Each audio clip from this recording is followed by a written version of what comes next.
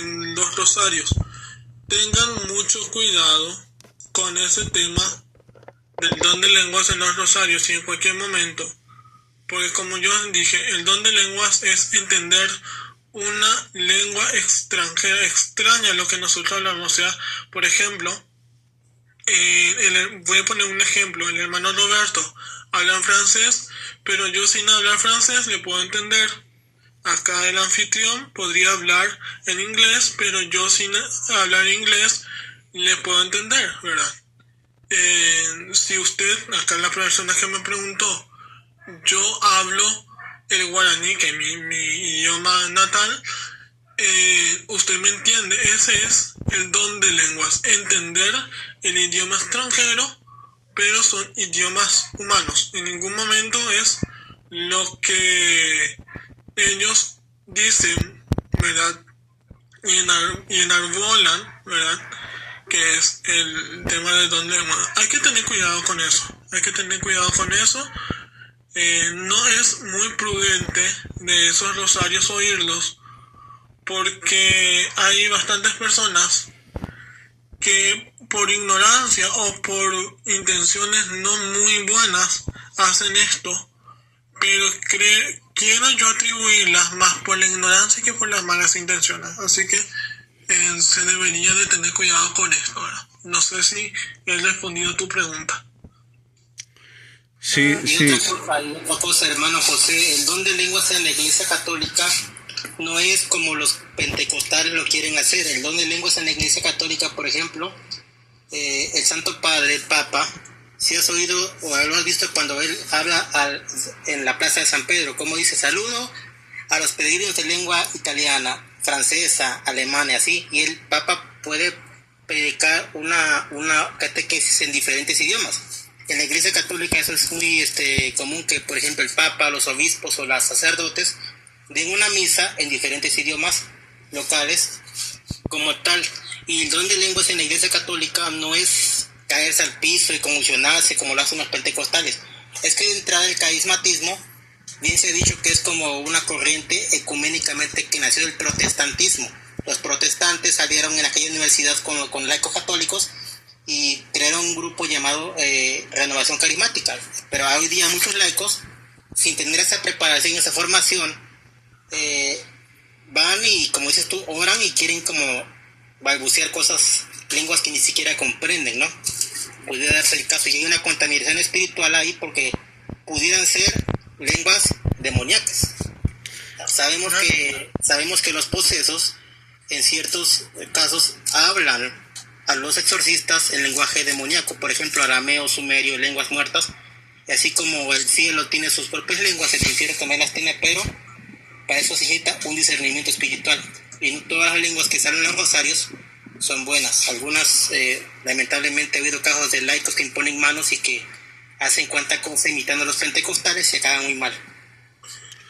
Hermanito, si me permites, que tengo dos incidentes que me ha sucedido últimamente y eso ya me sacó como estoy yo aprendiendo la doctrina de la Iglesia Católica y todo eso, pero yo no pensé que me iba a encontrar con algo parecido como mi experiencia que yo viví cuando estaba en el protestantismo. Entonces, uno de esos incidentes, yo estaba entrando donde un hermanito que hace el rosario, y cuando vi que estaba sucediendo eso, yo ya no regresé. Entonces, una de las hermanitas me encontró en otro en vivo el otro día y me preguntó que por qué ya no fui a hacer el rosario.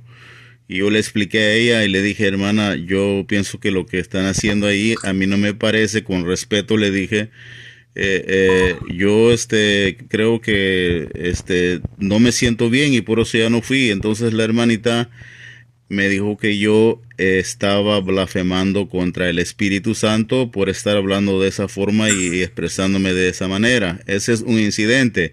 El otro, estaba en otro en vivo donde exactamente subí a preguntar lo que les estoy preguntando a ustedes y se armó una grande con mi pregunta. Estaban dos hermanos de la Renovación Carismática Entonces, ellos dijeron que sí, que eso estaba bien, lo que sucedía y lo que hablaban las lisonjas.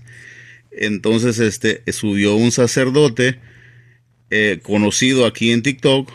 Entonces, y él estaba corrigiendo a uno de ellos porque el otro se bajó. Entonces, el hermanito hasta abrió cámara y le dijo, se retó al sacerdote y le dijo que él tenía 20 años en el servicio y le dijo un montón de cosas y que ellos hablaban el don de lengua y que el diácono estaba de acuerdo y que el sacerdote. Entonces él explicó, y lo que el hermano acaba de explicar ahorita de lo que hace el Papa, eso mismo le explicó el sacerdote. Entonces esta persona se puso bien contra el sacerdote, como que le estaba contradiciendo. Entonces, y eso para mí es como hay ciertas personas tal vez que no están siendo guiadas de una forma como debe de ser, para que alguien se le contraponga a un sacerdote y le contradizca lo que le está explicando. Eso a mí ya como que me puso en un punto donde, ok, entonces sí hay personas confundidas aquí también que creen que pueden hacer lo mismo que se hace allá donde yo vengo. No sé si me entienden. Es por la parte de discernimiento, la preparación, y ahí se ve con los frutos del Espíritu Santo, ¿no? Me gustaría decir algo. Primeramente, me alegra, estimado José, que te estés, ¿verdad?, informando sobre el tema de la Iglesia Católica. Bienvenido a casa, como se dice. Me parece muy valioso tu testimonio, porque este es un problema que está acrecentando varios, vamos a decir, varias confusiones en católicos, así como vos lo estás diciendo, y es la verdad. El problema del movimiento carismático es que es un movimiento protestante. De católico no tiene nada. Yo voy a avisar de las herejías, una de las más grandes del movimiento carismático, para que todas las mercedes presentes tengan en cuenta, es que el movimiento carismático o renovación carismática, llámese como de ambas formas, el movimiento carismático no cree que el Espíritu Santo asista a los católicos si es que tú no eres parte de ellos. Y eso es una herejía absoluta, porque el Espíritu Santo asiste a cualesquiera personas que estén dentro de la Iglesia Católica o fuera, para conversión y ayuda suya espiritualmente hablando. A mí no me extraña lo que comentó acá el estimado José, que esta persona le haya intentado refutar la corrección del sacerdote, siendo que un sacerdote está mucho más preparado que ellos, porque ellos tienen una creencia acérrima, ¿verdad?, en lo que es ese movimiento. Y es un movimiento bastante peligroso a nivel espiritual, porque ya la iglesia tiene varios sumarios llenos de posesiones demoníacas, ¿verdad?, o de influencia demoníaca en sus congregantes, y eso es peligroso.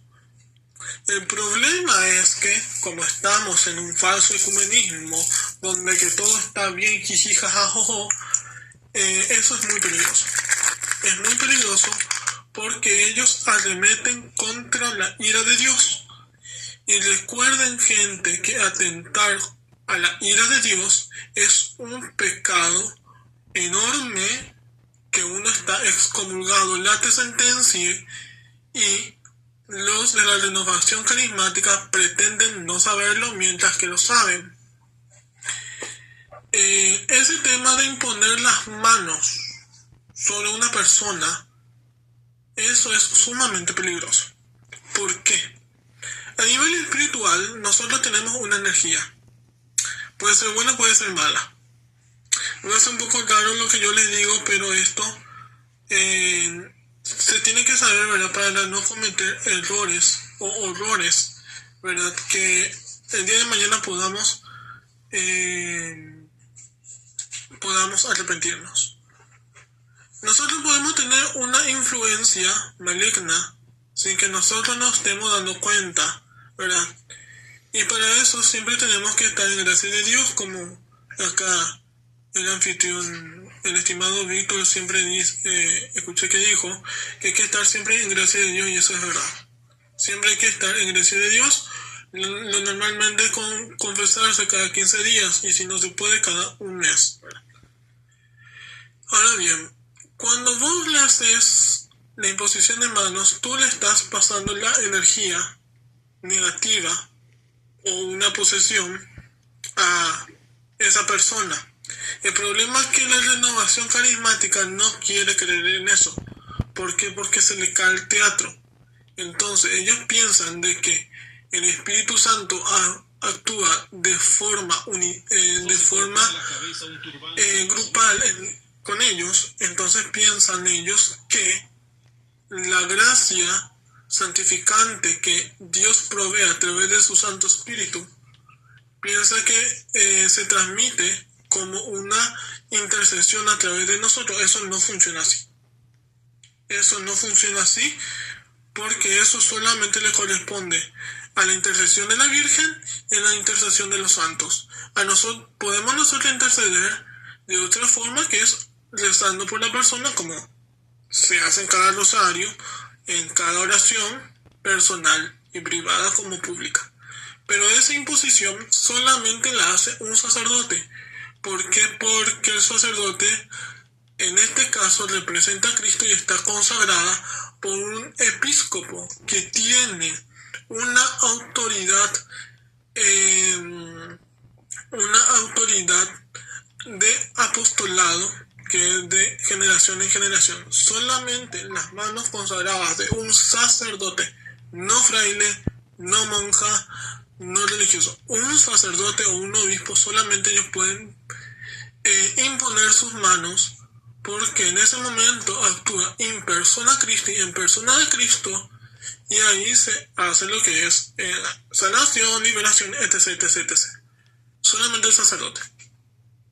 Y eso es lo que quiero que entiendan bien, que los grupos de la renovación carismática o movimientos carismáticos son muy peligrosos. Son muy peligrosos, son muy protestantes, y todo aquel que niegue o no crea por estos grupos que el Espíritu Santo no actúe fuera de este grupo, sea anatema, y saben bien que esto es literalmente excomunión, la sentencia.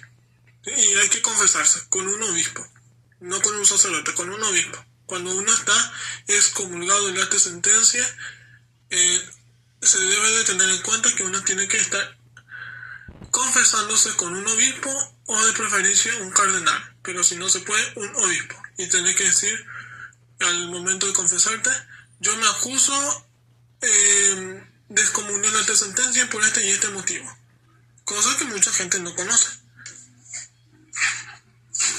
Hermanito, yo lo que más, mire, hermanito, yo con todo respeto, cada quien, que Dios obra y el Espíritu Santo en cada persona de diferente manera, y eso yo lo entiendo, y no me gustaría hacer, digamos, cosas incorrectas en el aspecto de lo que yo he vivido cuando estaba en este otro grupo que no es católico. Allí el fervor que tienen con los fieles cuando hacen esas vigilias para recibir el Espíritu Santo, cuando una persona en su culto no cede, o no desmaya, o no hace lo que hacen, o sea, lo tratan mal verbalmente, y muchas veces si la persona no está inclinada hacia abajo y está mirando a los lados, le empujan la cabeza para abajo para que uno esté así en la misma posición. Entonces, el maltrato psicológico cuando a uno le dicen que no es una persona de Dios, que no está, queriéndose entregar a Dios, todas esas cosas, se lo marcan a uno. Entonces, yo, digamos, no me gustaría estar en esa posición y por eso prefiero mejor cuando he tenido esas experiencias o me bajo y no comparto o trato de preguntar, porque la otra vez lo que sucedió en el en vivo de un hermano que hacemos el rosario es que se subieron dos hermanitas y comenzaron a hablar en lenguas y él les dijo que no se podía hacer eso en el rosario como lo estaban haciendo ellos si no sabía alguien lo que estaban diciendo. Entonces las hermanitas se bajaron y fueron a llamar a alguien que creo que es la persona que les enseña y este hermano entró con una violencia que fue increíble y el hermano le dijo, hermano, Me imagino. podemos hablar en privado todo lo que quieras. Él le habló bien y todo. Entonces él le reclamó de que no tenía el Espíritu Santo, toda esa misma forma y esa manera. Entonces a mí me da pesar, porque yo vengo de allá donde existe ese control psicológico de que si no haces o no muestras o es que no estás en las cosas de Dios o no quieres entregarte a Dios o todas esas cosas. Entonces si yo dije, me siento como que estoy reviviendo lo mismo de a donde salí. Entonces, y esto es solamente, hermanitos, a que lo estoy mirando aquí, pero sí también lo he visto en persona porque aquí donde yo vivo hay un sacerdote que se llama Eugenio Hoyos, que él desde ya muchos años, más de 20 creo años, siempre está haciendo aquí en el área donde yo vivo misas de sanación y yo asistí a unas 5. Aquí le llaman misa de sanación. Entonces, cuando vi ciertas cosas que pasaron, también ya no regresé por más, no regresé por el cambio, como dicen. Claro, mira, acá lo que pasa, sí, yo comprendo completamente que el tema psicológico en lo que sería en el protestantismo es fundamental para controlar a las personas. En la Iglesia Católica no. En la Iglesia Católica hay obviamente parámetros. Sí, obviamente hay comportamientos que se hacen por respeto, que es la genuflexión, perdón, la genuflexión o el arrodillamiento cuando se está elevando el Santísimo Sacramento, cuando ocurre la transustanciación en la misa, que es donde que las formas de pan y vino se convierten en el cuerpo y sangre de Cristo. Ahí, claro, uno debe estar completamente de rodillas porque ella se hace presente el cuerpo y la sangre de Cristo y eso se hace más por respeto, ¿verdad? Y también como obligación de todo buen católico. Obviamente acá hay ciertos parámetros de los cuales en un catecismo bien dado y bien formado uno te dice esto y esto está mal, ¿verdad? Y eso ya queda consciente de cada uno, ¿verdad? Porque la Iglesia Católica no te trata de someter psicológicamente. Al contrario, la Iglesia Católica siempre respetó el libre albedrío porque Dios permite ese libre albedrío. Porque si en realidad no hubiese libre albedrío, estuviéramos todos obligados a hacer lo que a Dios obviamente le agrada. Ese tema de los movimientos carismáticos son bastante penosos porque ellos te obligan, te exigen, ¿verdad? Con bastante crueldad y dureza. Y voy a ser sincero. Y ese tema de entrar en live de rosarios no está bien. No está bien hablar en ese supuesto don de lenguas porque no son don de lenguas. Como dije, el don de lengua es una lengua comprensible que habla la persona, es un dialecto, es un idioma natural de la persona, no es un idioma o un dialecto inentendible. El Espíritu Santo obviamente asiste de acuerdo a la providencia de Dios y de acuerdo a lo que la persona le permite asistirse. Porque Dios respeta ese libre albedrío y si una persona le dice hasta acá tú puedes llegar, hasta ahí llegar. Hay ocasiones donde que la providencia de Dios es tan grande que ciertas ocasiones se infunden de modo obligatorio sobre esa persona y ocurren lo que son las conversiones de la noche a la mañana. Eso no siempre ocurre, pero cuando ocurre, normalmente son personas bastante agraciadas y dotadas de gracia de Dios. Bien. Así como dice la Biblia en Hechos capítulo 19, ahí hay un caso de lo que ocurre por no respetar la jerarquía de los apóstoles. Dice la Biblia que, por ejemplo, ¿no? Por un lado Dios obraba milagros a través de las manos de Pablo y los pañuelos, y por otro lado los judíos, queriendo imitar los milagros de los apóstoles, se ponían a exorcizar personas a diestra y siniestra, sin la preparación, sin la formación. Claro. Llamémosle laicos, llamémosle seglares. Dice aquí, incluso versículo 13, algunos judíos ambulantes que echaban demonios trataron de invocar el nombre del Señor sobre los que tenían demonios, diciendo, yo te ordeno en el nombre de Jesús, de ese Jesús a quien Pablo predica, ¿no? Entre los que hacían esto estaba los hijos de un sacerdote judío llamado Sebas. Un día entraron en una casa y se atrevieron a hacer esto, pero el espíritu inmundo les contestó, conozco a Jesús y sé quién es San Pablo, pero ustedes quiénes son. Y el hombre que tenía el espíritu malo, el poseso, se lanzó sobre ellos, los sujetó a ambos, los golpeó, de tal manera que huyeron de la casa desnudos y malheridos. Y también la Biblia dice en otro capítulo, no impongan las manos a nadie a la ligera, no sea que sean cómplices de sus pecados. Claro. Y eso justamente es lo que ocurre en la renovación carismática, que personas que hacen 2-3 cursos obviamente dudosos, muy dudosos, piensan de que porque le da su bendición a un padre o un religioso, piensa que ya tiene autoridad máxima. Eso no funciona así. Eso no funciona así. Para ser exorcista uno se prepara muchísimo, tanto psicológica como espiritualmente, y lastimosamente hoy día quedan muy pocos exorcistas.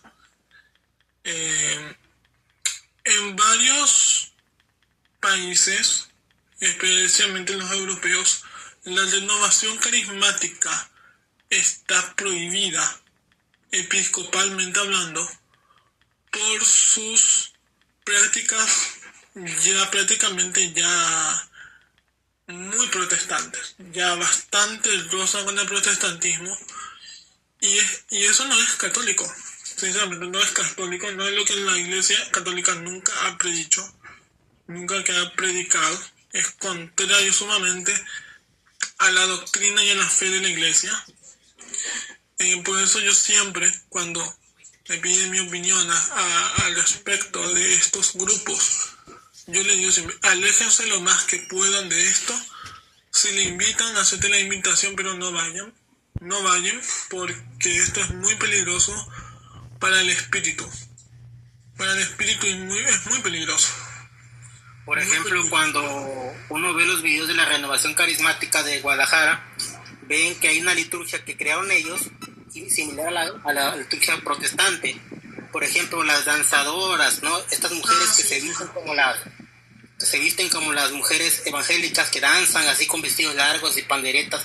O sea, eso de imitar a los protestantes es decir al Espíritu Santo que tú no estás en la iglesia, que para buscar a Dios tengo que ir a una iglesia protestante.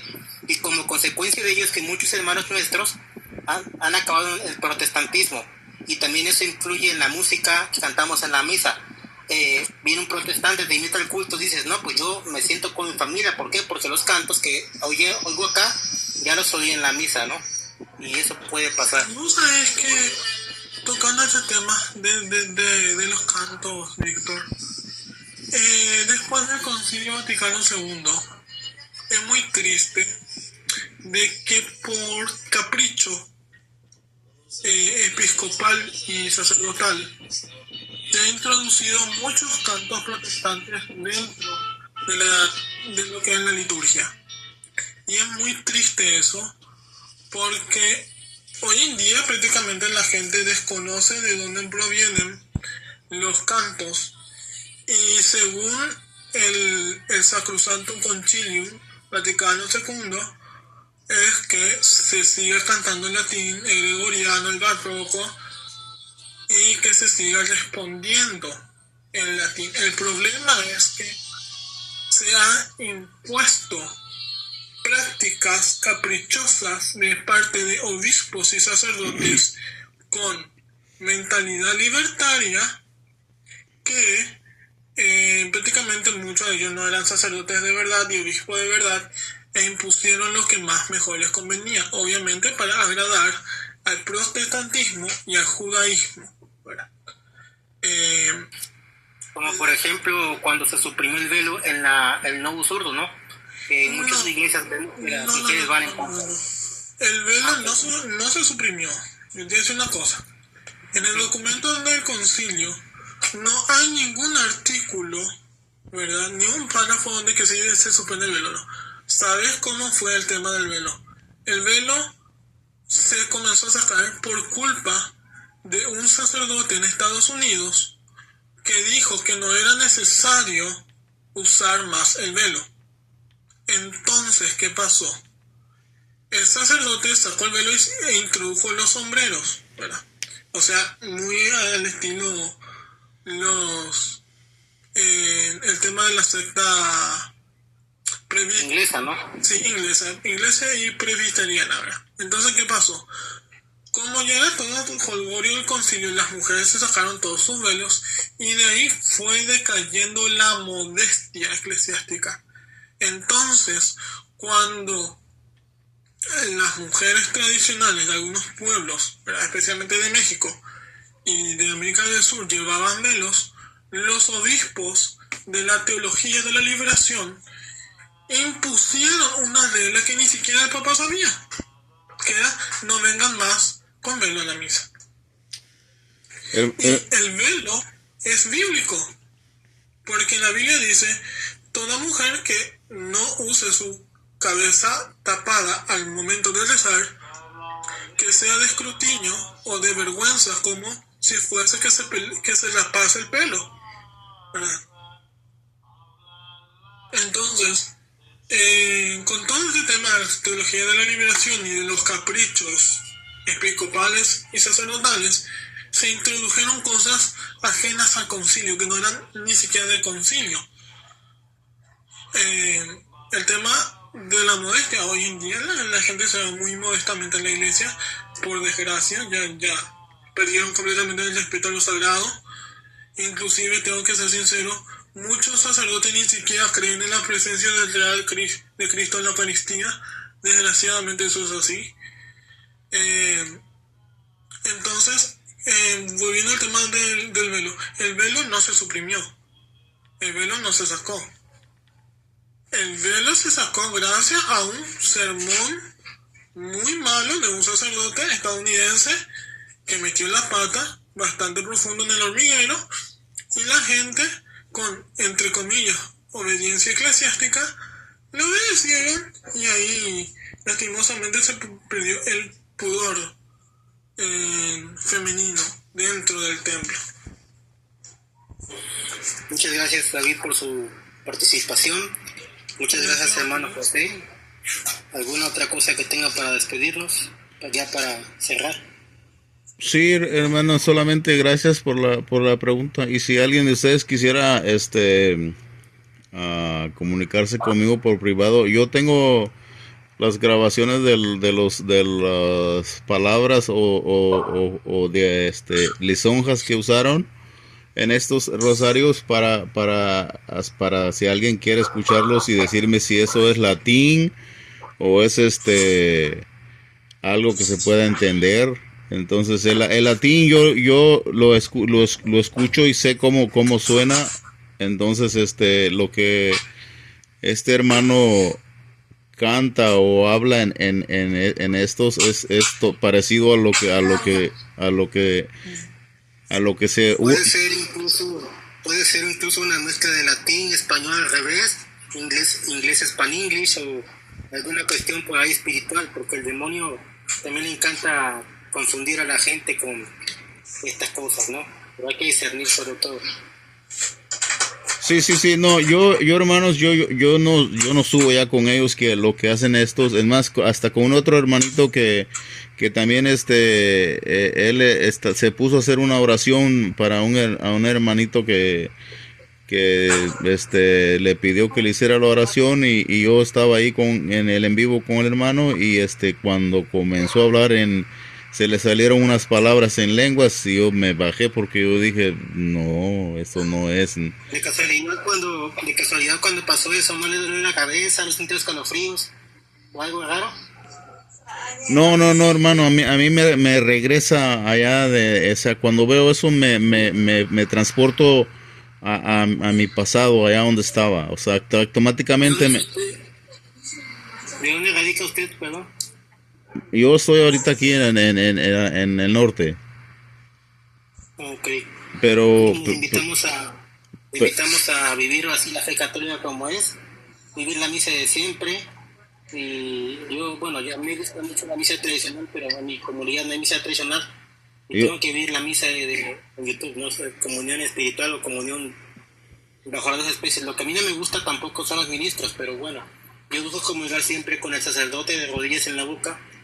Y ahora sí que a usted le invitamos a buscar una iglesia tradicional, ¿no?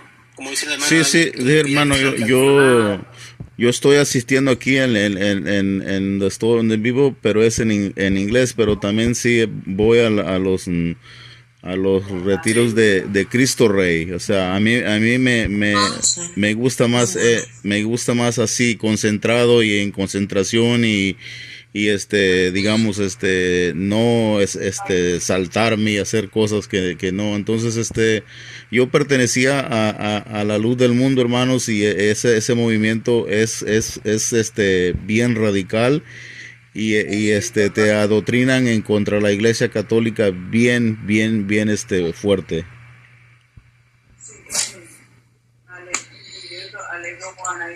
Bueno, ahí lo estamos siguiendo, hermano, ahí lo estamos siguiendo para que cuando gustes venir a rezar con nosotros, ahí puedas rezar. Aprender. Sí, me gustaría escuchar cuando hagan en latín para aprender, hermano.